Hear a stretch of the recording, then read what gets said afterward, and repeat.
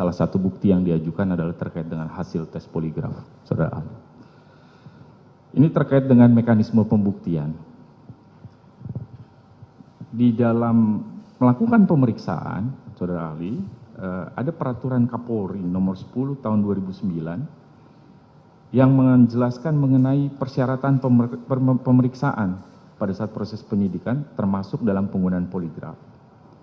Dalam salah satu ketentuan pasalnya, di pasal 13 diatur bahwa tes poligraf itu harus dilakukan terhadap si terperiksa dalam keadaan bebas, tidak dalam tekanan. Kemudian harus ada pemeriksaan medisnya, juga laporan psikologisnya, baru bisa dilakukan tes.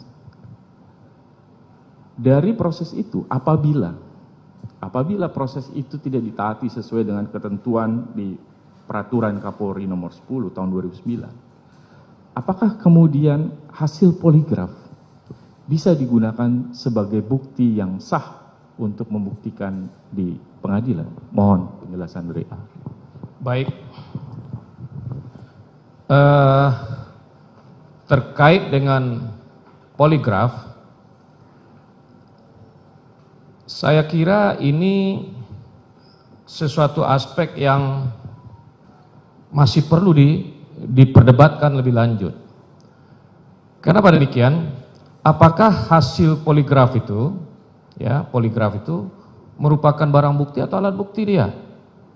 Alat bukti dia. Ada yang menyebut poligraf itu adalah alat bukti, ada yang menyebut sebagai barang bukti. Tapi meskipun demikian, proses penemuan atau proses untuk mendapatkan hasil tes poligraf itu tentu ada aturan yang mengaturnya, yang harus diacu. Ada standar prosedur yang harus diacu.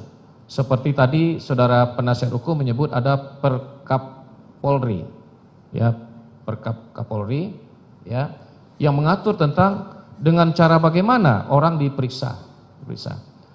Kalau seandainya hasil yang diperoleh itu dengan cara-cara yang bertentangan dengan aturan hukum yang mengaturnya, maka tentu hasilnya itu tidak bisa diterima sebagai bukti.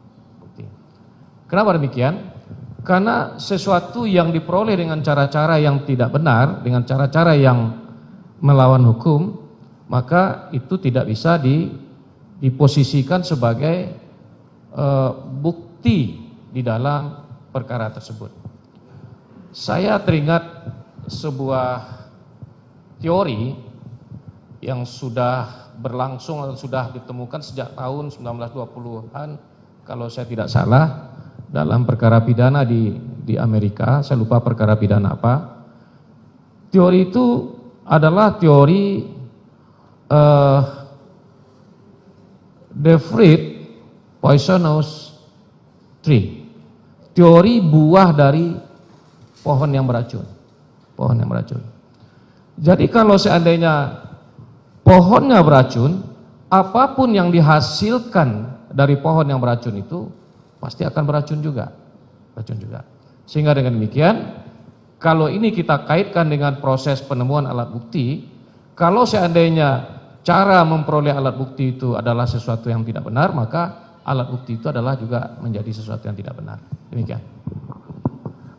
Boleh dilanjutkan sedikit, Prof. Konsekuensinya apa kalau kemudian itu menjadi alat bukti yang tidak benar dalam konteks mempertimbangkan nanti dalam pemidanaan? Konsekuensinya apa ini, Dok? Apakah tetap bisa digunakan atau harus dikesampingkan dari pertimbangan? Kalau itu disimpulkan sebagai sesuatu yang tidak benar karena cara memperolehnya bertentangan dengan aturan, maka tentu kalau seandainya dia diposisikan sebagai bukti, tentu dia tidak bisa diterima sebagai alat bukti yang sah. Harus dikesampingkan. Baik.